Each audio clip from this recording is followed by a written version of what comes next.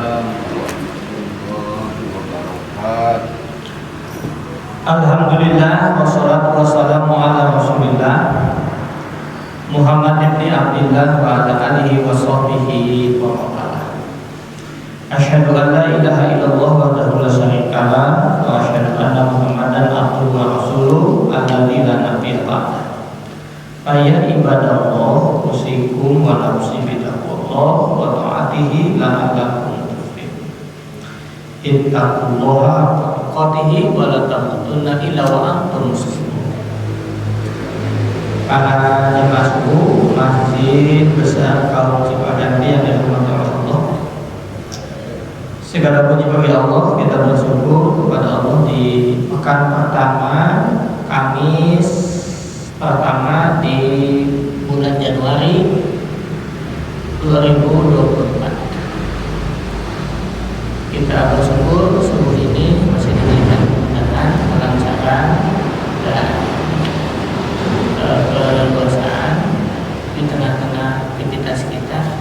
Subuh ini kita mengawali aktivitas di hari ini dengan memohon perlindungan kepada Allah Subhanahu wa taala. Semoga hari-hari yang kita lalui di 2024 ini hari-hari yang penuh makna, juga bernilai ibadah di hadapan Allah Subhanahu wa taala. Amin.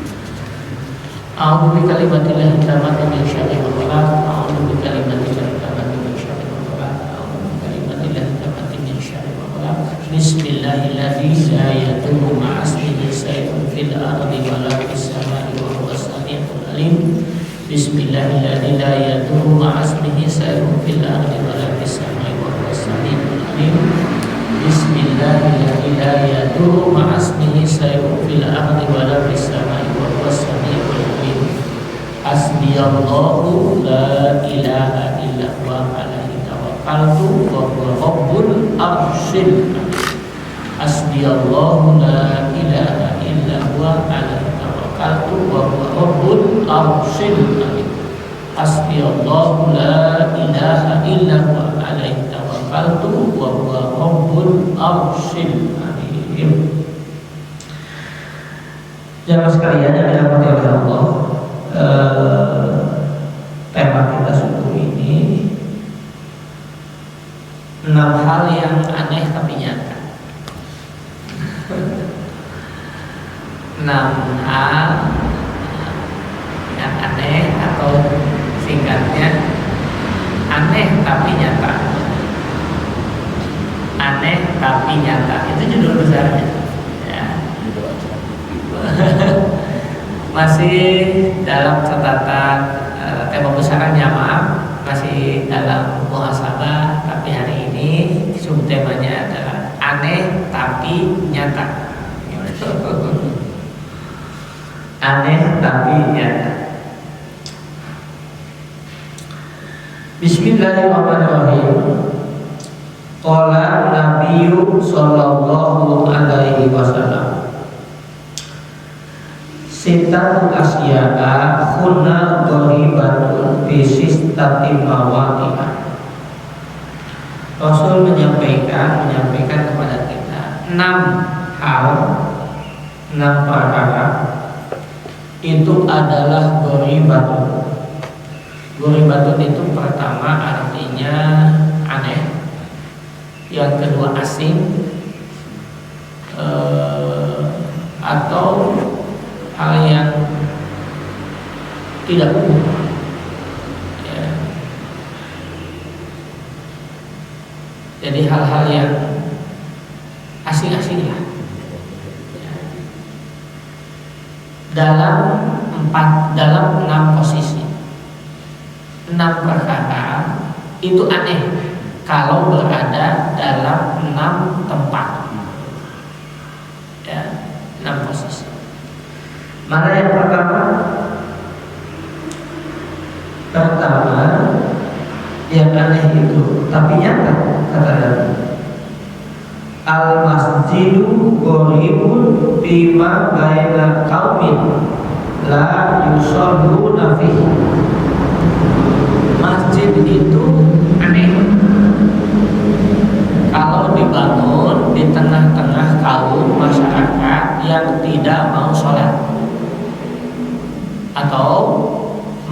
dibangun oleh kaum, oleh masyarakat, oleh umat, tapi umatnya tidak mau sholat. Aneh tapi nyata. Atau mungkin dalam makna kita hari ini, dalam konteks kekinian, boleh jadi maknanya masjid dibangun indah, megah, tapi nunggu siang. Nah ini aneh. Jadi kita akan menyaksikan Rasul mengasih tahu kepada kita. Maka di hadis yang lain, di akhir zaman nanti cirinya mendekati kiamat itu di mana orang-orang berlomba membangun masjid, tapi sepi dari yang mengisi, dari yang memakmurkan. Lalu apa pesan bagi kita? Maka kita harus bersyukur ketika di tempat domisili, tempat kediaman kita, dekat rumah kita sudah berdiri masjid, maka tugas kita adalah memakmurkan. Kalau kita tidak bisa membangun masjid, kita tugasnya memakmurkan. Maka ini juga memberikan pesan pada setiap siapapun kita. Kita yang bisa membangun masjid jangan bangga berlebihan karena sudah bisa membangun masjid. Kalau tidak diisi, kita tidak bisa membangun masjid, maka kita tugasnya adalah memakmurkan masjid. Ulah kami yang ingin masjid itu pengesianan.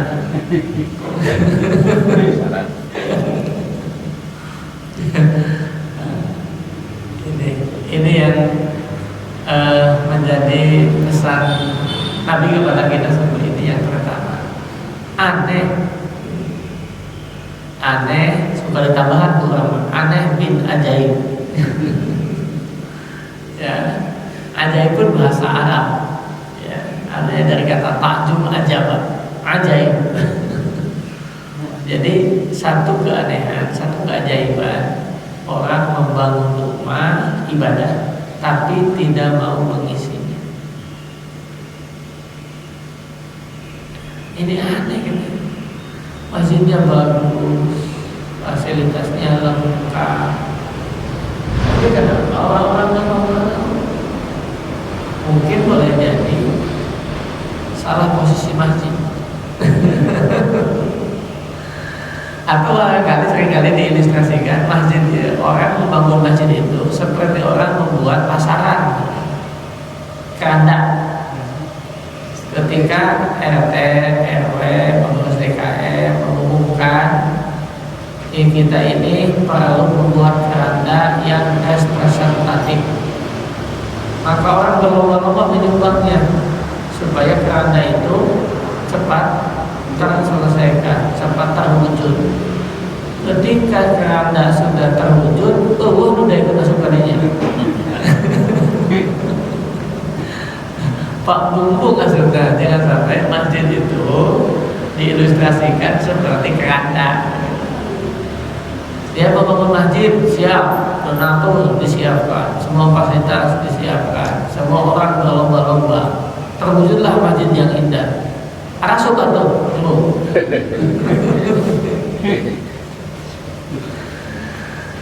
Ini poin pertama, aneh tapi nyata.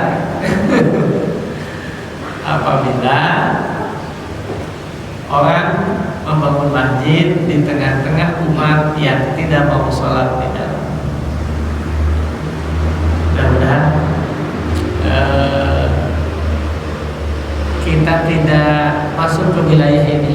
Kita berusaha termasuk yang senang memakmurkan masjid. Dua, wal mushafu qaribun. Mushaf Al-Quran itu aneh, terasing di majlis kaumin yang berada di rumah-rumah umat, layak yaqra'una fihi, yang tidak mau dan tidak suka membacanya. Ini mah karena dekat dengan kita ini. Kita ini kaum yang aneh. Apa betul gini? Karena sekarang Quran pun sudah bisa didigitalisasi, ada di HP kita. Jadi kita nggak usah neng mushaf lagi, mau gini nggak usah lagi sekarang. Sudah disimpan di HP kita. Maka hari ini boleh jadi ini yang seringkali kita dengar nasihatnya, pesan kepada kita dari para mubalik yang menarasikan pertarungan antara hak dan batin dengan menyebut bahwasanya kita seringkali membuka WhatsApp ketinggalan kita membuka mushaf.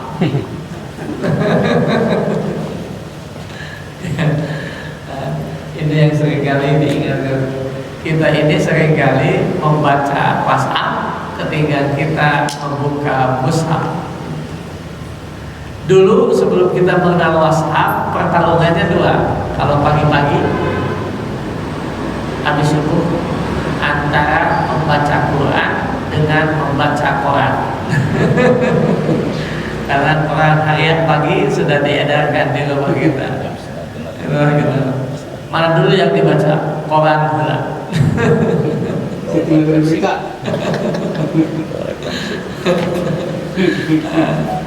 Ini dari dulu ada itu, pertarungan itu sudah ada. Beda casing aja, isinya sama.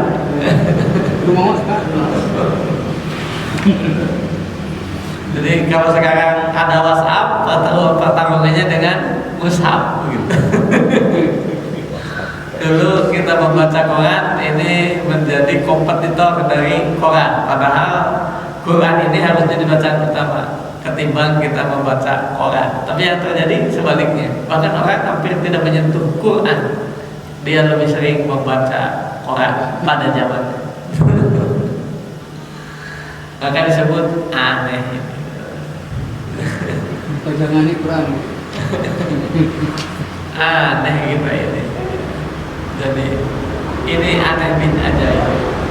Manakala Al-Quran berada di tengah-tengah rumah, kalau dengan bahasa sekarang mungkin begini narasinya, aneh bin ajaib. Ketika Quran sudah dalam genggamannya, di HP sudah diinstal dan dibaca setiap saat, maka dia tidak pernah membuka Al-Quran. Dia lebih banyak membaca WhatsApp-nya ketimbang membuka mushaf-nya. Jadi sekarang tidak ada alasan. Aduh, jadi bawa Quran ayat, macet, baca, nyalse, nungguan sesuatu, baca Quran. Quran geus aya, kalau tidak hafal Qurannya sudah ada di HP. Ketapang kita tidak bisa, iblis dah loba bisa. Iblis dah loba bisa. Kita jadi tualakannya. Ini yang kedua. Jadi yang aneh bin ajaib, itu bahasa aneh bin ajaib itu bahasa kita.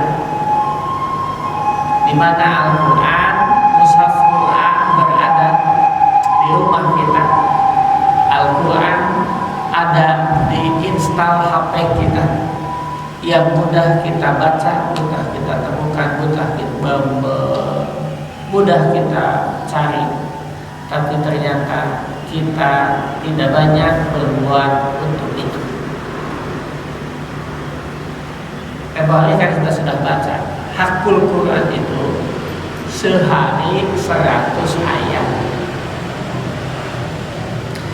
Jadi kalau dibagi 5 waktu 20 ayat. Nah sekarang di HP sudah bisa Sudah bisa menghitung. Kita mulai tadarus baca Quran ayat keberapa, berakhir ayat berapa, klik, selesai. Jadi kan sudah diatur sedemikian. Jadi kalau sehari 100 ayat dibagi 5 waktu, 20 ayat sudah bisa diatur. Sebetulnya. Mobil HP kacanya ke kamar mandi, maksudnya kacanya ke toilet misalnya dan lain-lain. Asal jangan dalam posisi membuka ayat Al-Quran.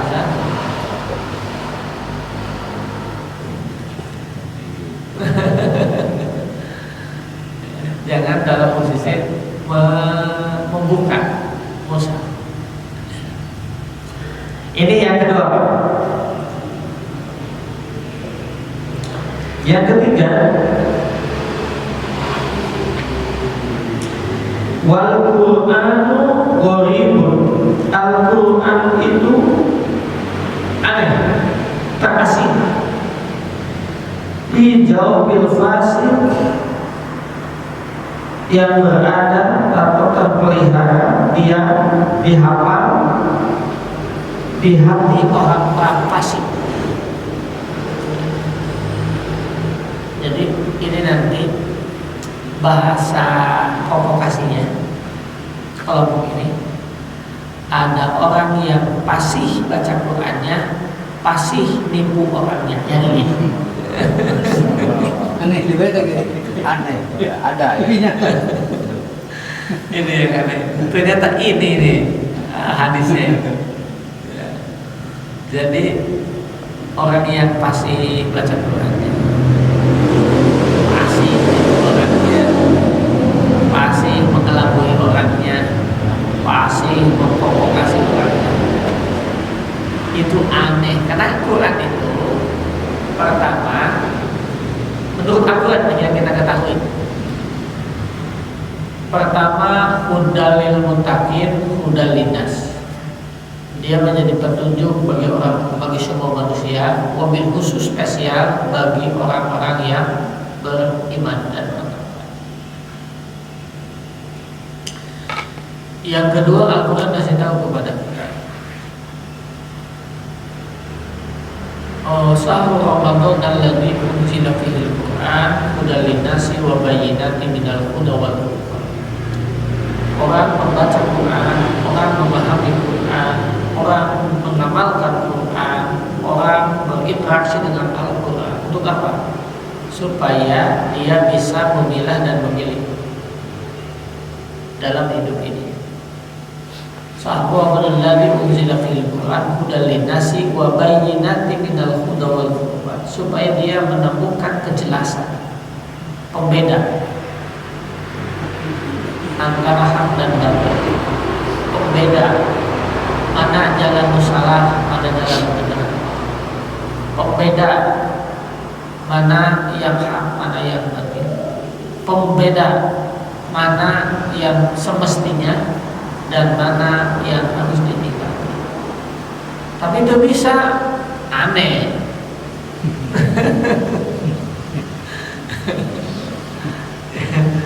Ternyata Quran tidak memberikan pencerahan. Quran tidak lagi merasuk dalam jiwa kita. Al-Quran tidak lagi memberikan panduan dalam hidup kita. Itu aneh. Nah, ini yang disebut kalau bahasa Nabi. Ini ciri ini orang itu munafik, orang itu fasik. Jadi emang mustahil Quran bisa memberikan pencerahan atau terpelihara dengan baik pada hati-hati orang yang fasik. Nah, dengan demikian ini menjadi indikator kepada kita. Kalau kita rajin baca Quran, kita rajin mengikuti pengkajian, ikut pengajian, memahami agama, tapi sengklek keneh aneh, bandel keneh aneh, tercager keneh aneh, berarti ini obatnya berdosis lebih tinggi kelihatannya.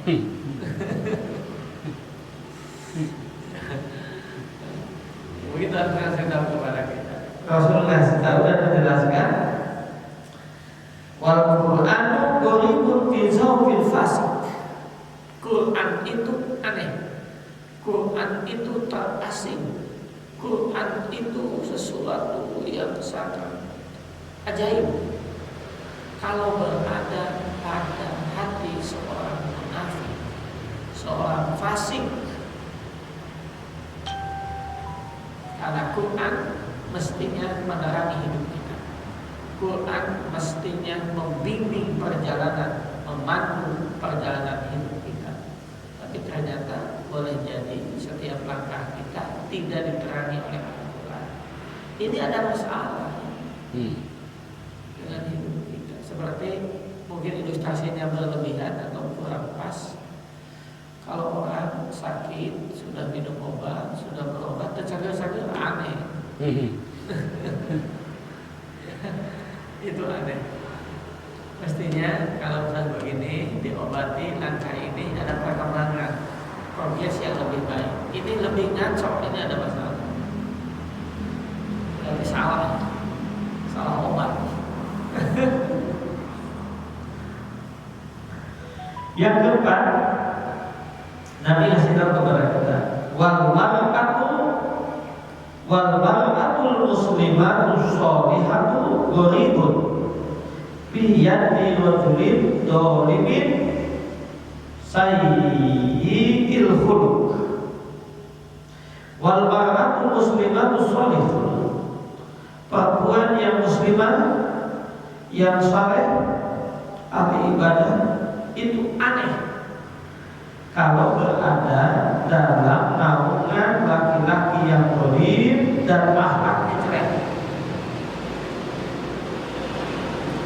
Meskipun kita sering diberikan ilustrasi begini,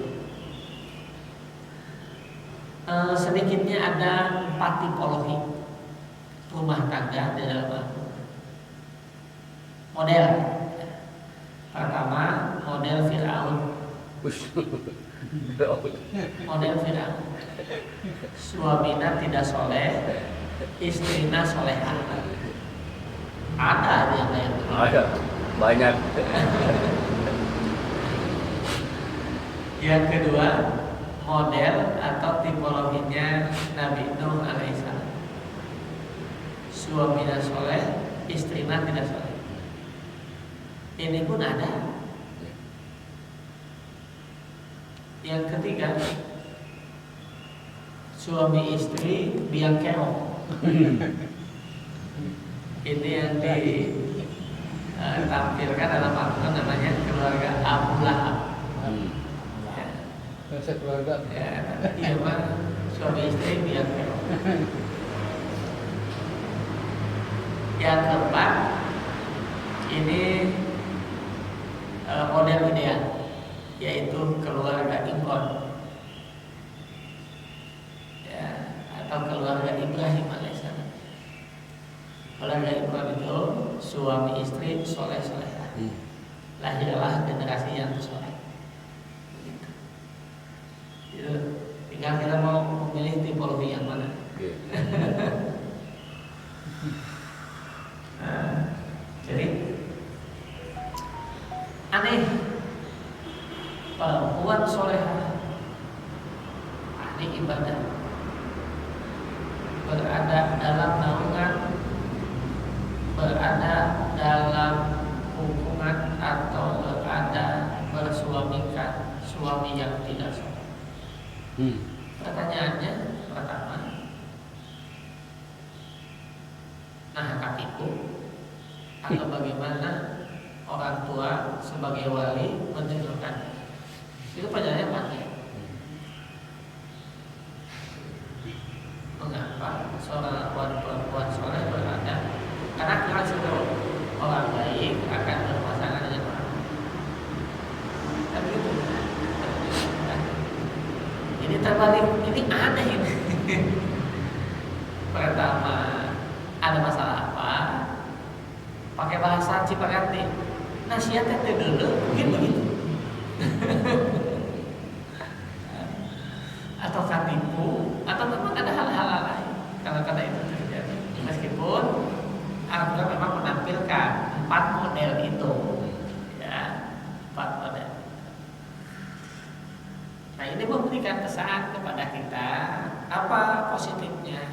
Artinya berarti kita sebagai laki-laki, sebagai suami berusaha untuk menjadi pribadi yang soleh supaya itu disebut aneh. Tugas kita ya, tugas kita jangan sampai ada keanehan dalam hidup.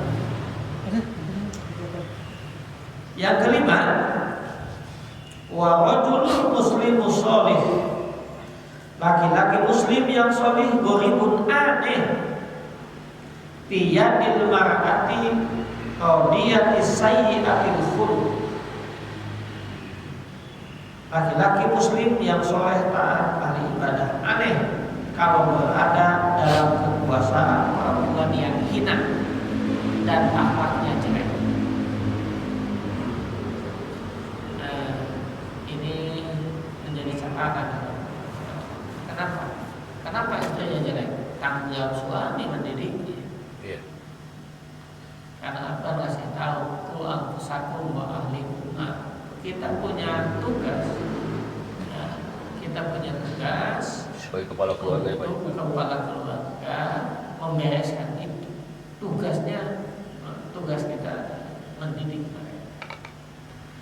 Maka ketika ar-rijalu qawwamuna 'alan nisa, itu yang saya katakan.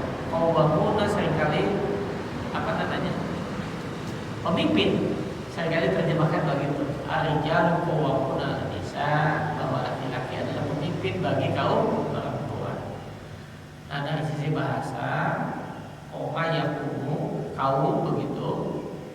Ya, ini memberikan makna bahwa laki-laki ini harus mengistiqomahkan kaum perempuan dalam kebaikan. Tugas penting kan begitu. Memang begitu kan? Mana kepemimpinan bisa begitu. Saya terjemahkan umumnya ar-rijalu qawwamuna 'alan nisa. Laki-laki adalah pemimpin bagi kaum perempuan. Hanya dari sisi bahasa bisa jadi memberikan makna adalah bahwa kita kaum laki-laki harus bisa membuat kaum istri tegak lurus dalam hidupnya. Kita harus membuat dia istiqomah. Nah, supaya istri istiqomah dalam kebaikan, meureun di bahasa Jawa urangna kudu jenjang heula. Supaya tidak aneh.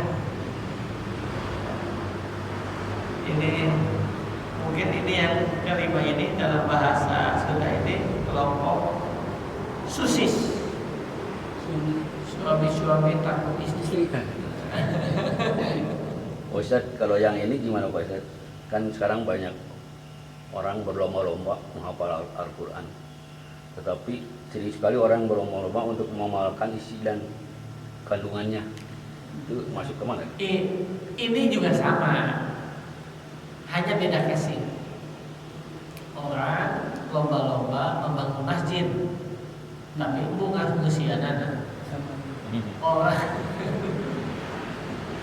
Orang menghafal Quran bagus, tapi lebih bagus adalah mengamalkan. Kata Pak Hasan disampaikan ketika Ramadan, sebentar lagi kita Ramadan. Saya mengutip ahli tafsir.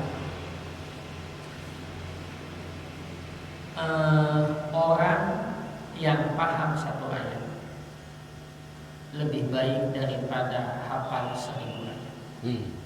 Ya.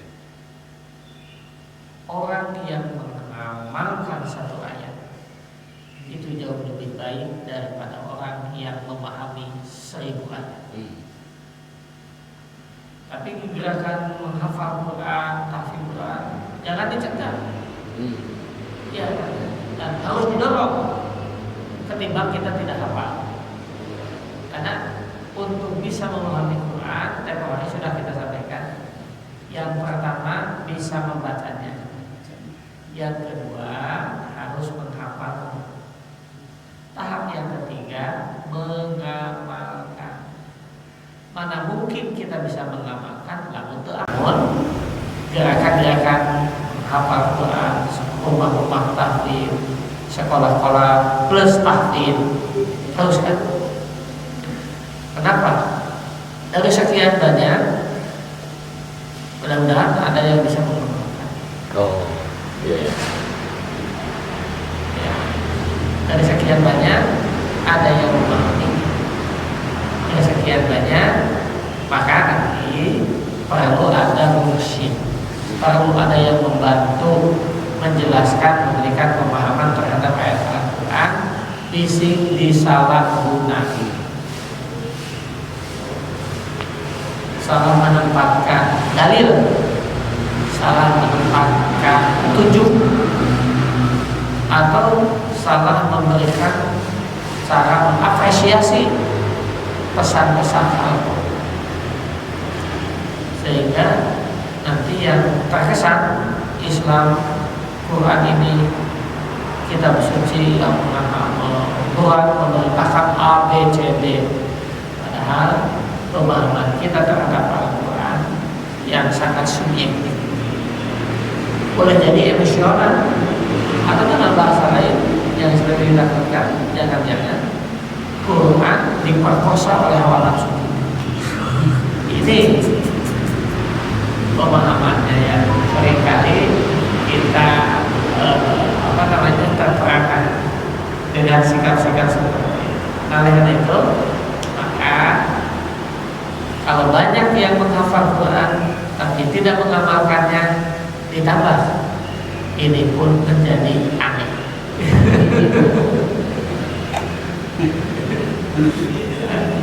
Maka keanehan itu, dan mestinya semakin banyak orang yang memahami Quran, maka ditingkatkan mengamalkan Quran, maka kehidupan ini harus lebih baik. Ya. Karena Quran adalah yang mustahil salah, ya. Pasti benar. Tapi ternyata problemnya semakin berat, tidak ada masalah. Cara kita memahami dan mengamalkan isi Al-Quran. Ya. Ada masalah. Yang terakhir, yang keenam, wal alimu gharibun. Orang-orang alim, ilmuwan, akademisi, cendekiawan, kaum terpelajar, itu aneh. La yasma'una ilaihi. Wal alimu gharibun. Orang-orang alim itu aneh. Baina qaumin la yastami'una fi, ketika berada di tengah-tengah kaum yang tidak mau mendengar nasihatnya.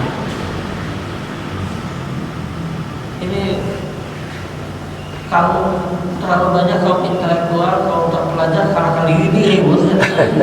Ada masalah. Ya, ada masalah. Maka ada dua kemungkinan. Ketika kaum terpelajar, kaum intelektual, kaum cendekiawan tidak lagi didengar ucapannya oleh umat, ada dua kemungkinan. Menurut petunjuk Al-Quran, sebatas pengetahuan kita. Itu yang ditemukan di Quran surah Al-Mujammil ayat 1 sampai 5. Ya. Apa petunjuknya? Kan gini. Ini idealnya gini. A'udzubillahi minasyaitonirrajim. Bismillahirrahmanirrahim.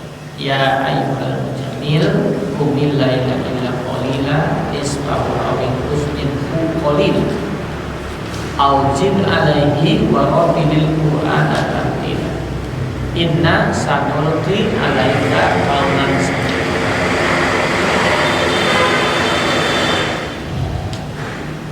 Ya Allah alam yang berwadih, Allah alam bisawab. Ya ayyuhal mujammil, wahai orang yang berselimut. Ini surah ke-73. Ya. Ya ayyuhal mujammil, wahai orang yang berselimut. Qumil laila illa qalila. Bangun malam, meskipun hanya sedikit. Salat malam maksudnya. dan seterusnya. Di ayat 4-nya Allah kasih tahu, aujid alaihi wa ratilil qur'ana tartil. Kemudian tambah biasakan membaca Al-Quran. Ya. Nah, kalau sholat malamnya terjaga, bacaannya tadarus Qur'annya terjaga, apa kata Allah di ayat 5-nya? Inna sanulqi alaika qaulan tsaqila. Allah memberikan penjelasan kepada kita, akan menganugerahkan, memberikan kepada kita ucapan yang bernilai, ucapan yang berbobot, ucapan yang mudah dipahami orang, ucapan yang mudah dipahami orang, ucapan yang mudah diikuti orang. Sekarang terbalik, para ulama, para ilmuwan, para cendekiawan, suaranya, ucapannya, nasihatnya tak lagi didengar. Kenapa? Ada masalah. Maka tugas kita mempersiapkan diri, mengevaluasi diri, mengoreksi diri. Kalau begitu, periksa sholat malam kita, periksa tadarus Quran. Berarti amunisinya lemah, berarti daya dorongnya lemah, sehingga tidak memiliki daya ledak yang luar biasa terhadap umat ini. Jadi aneh kalau kaum terpelajar, kaum ilmuwan, kaum terdidik, kaum intelektual, ucapannya, ajakannya, bimbingannya tak lagi didengar oleh Ustaz. ya.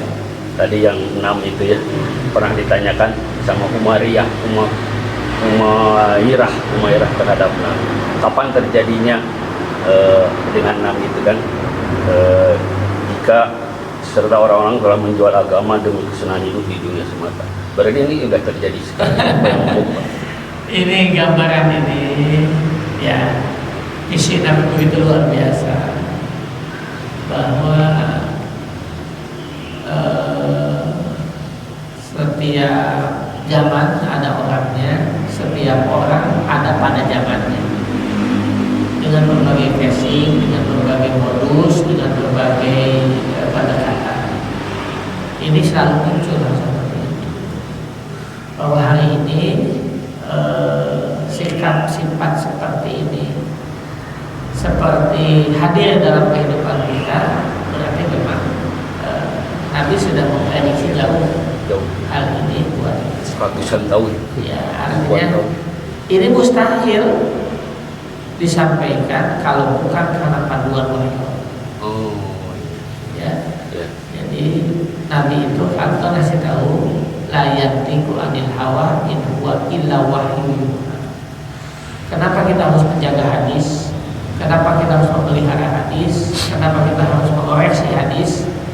Kalau hadis itu benar dari Rasul, maka ucapan Rasul ketika menyampaikan isi agama diproteksi oleh wahyu, dipastikan kebenarannya. Jadi hadis dipelajari, hadis dikoreksi, dikritisi, karena banyak orang-orang yang memalsukan hadis. Nah, kalau hadis yang orisinil disol sana sampai kepada Rasul, mustahil salah. Ya. Nah, pesan-pesan ini yang harus dijaga seperti itu.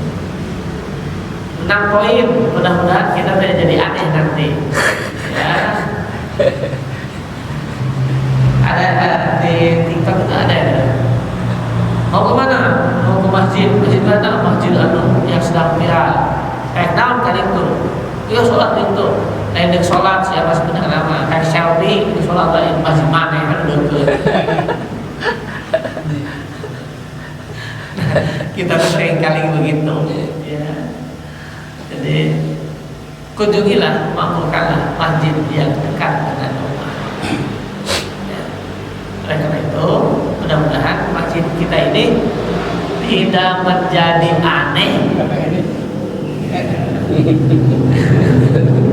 Tapi maksudnya pengalaman di atasnya bisa rendah bawah. Dong kata pas ada maghrib di Depok itu teh Masjid Kubah Mas teh. Nu salat ngan aya dua imam sareng ieu. Masjid si kedua berapa. Dong ka penting di tiluan ngomong tiluan. Jangan mabuk ya sih teh. Ini Pak, kalau lihat jadi diverifikasi kita memverifikasi fakta sosial ya.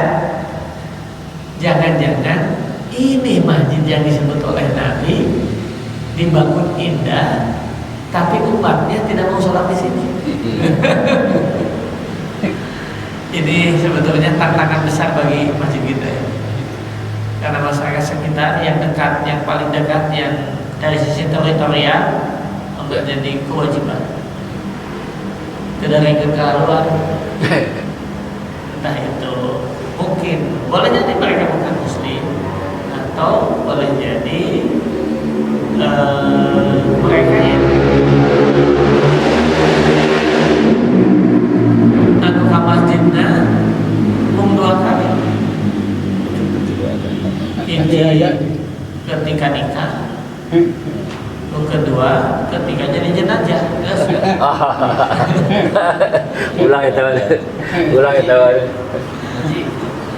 Upami kita tahu gitu tadi disebut di Quran ngawas gitu itu semangat baca Quran yang bagus. Kita merasakan itu para mengaku soleh, tapi tadi melanggar aturan atau kepatutan tadi ada pada dirinya ya. Kita tugas kita tuh hanya gimana gitu. Tidak kita ini ada tugasnya buat kita ini buat Tugas kita itu kalau melihat kemungkaran, Nabi ngasih panduan, mantu amikum kalau kayak goyir biadi. Kalau kita punya power, punya kekuasaan, ubah dengan kekuasaan. Kalau tidak bisa, pabilisani dengan lisan kita. Kalau tidak bisa, pabikolbi dengan tetap berdoa supaya dia mendapatkan petunjuk Allah. Kalau kita lihat, kita dosa. Gitu aja sebetulnya SOP-nya dalam hidup kita. ini juga bukan menuduh, tapi hanya merasakan. Nah, aku kasih tahu bagi kaum para intelektual, bagi kaum terpelajar, dia paham tapi tidak mengamalkan. Apa kata Quran? Kamu romaktan indallah. Kebencian terbesar dari Allah adalah kita paham, tapi kita tidak mau mengamalkan. Kita doa kamu deh, kamu romaktan indallah. Begitu aku kasih tahu. Ya. Nah, tugas kita apa? Mohon kepada Allah mudah-mudahan dengan ilmunya dia bisa mengamalkannya dan menjadi teladan dalam kebaikan. Tugas minimal kita itu. Karena kita membenci tidak menyelesaikan masalah. Ya. Maka kita tugasnya mendoakan. Udah. Doakan. Karena Abu Jahal, Abu Lahab itu orang-orang cerdas. Abu Lahab itu, Abu Jahal itu adalah disebut dengan Abu Hakam, ahli hukum. Dia macam itu. Jadi banyak kaum terpelajar, kaum hebat, kaum yang intelektual, tapi poin tidak petunjuk agama. Dan itu ada yang sadar. Kenapa kan? Aing teh profesor sebenarnya urusan tertentu mah urusan agama aing belenggu aing ngaji deui. Aing profesor teh urusan fisika. Aing ngaji mah aing poek. Aing ngaji deui. Aing ngaji makana perlu ngaji deui. Karena eta mah sadar tentang keterbatasan ini. Insyaallah nanti akan kita sampaikan nasihat Imam Al-Ghazali tentang apa namanya dalam Ihya Ulumuddin menjelaskan kalau nggak salah sama 6 tipologi manusia. Ada orang yang tahu kalau dirinya tahu dan tahu kalau dirinya mengetahui. Nah, ini orang yang arif, ini orang yang paham tentang diri. Layadri bahwa ada orang yang tahu, tapi dirinya tidak tahu. Ini orang yang linglung kalau ingat.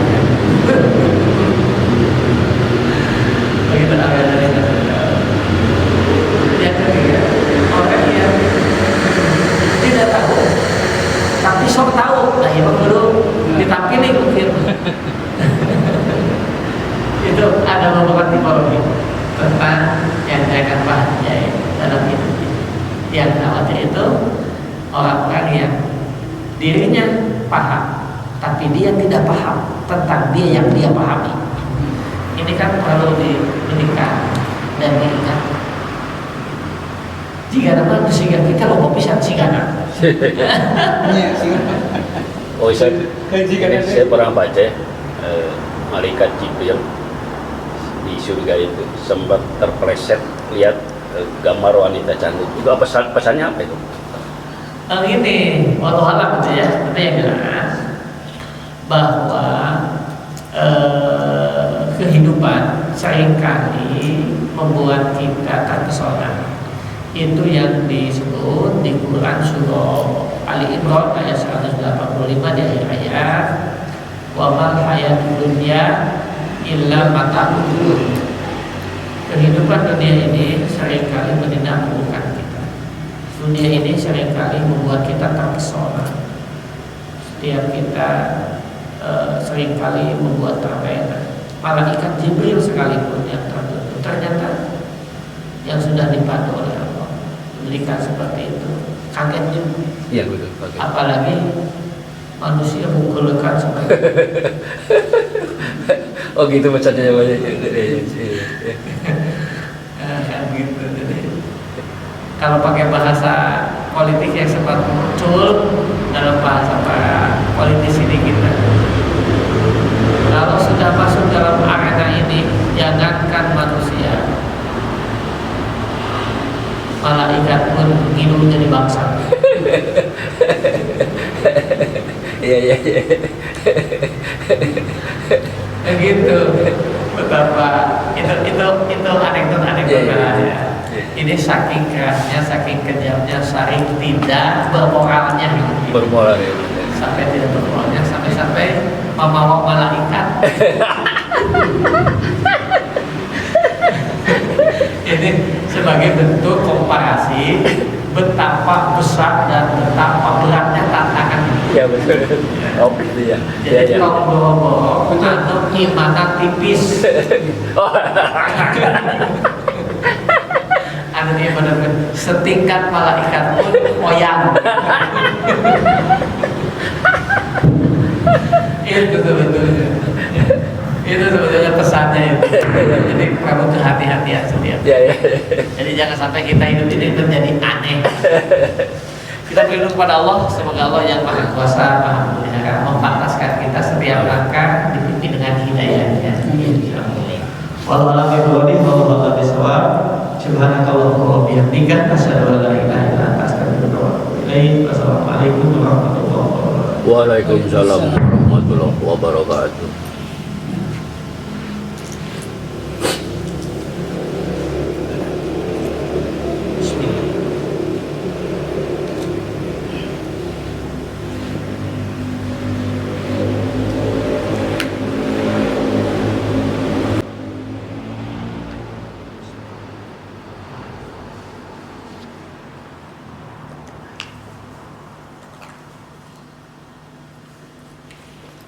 Jam berapa?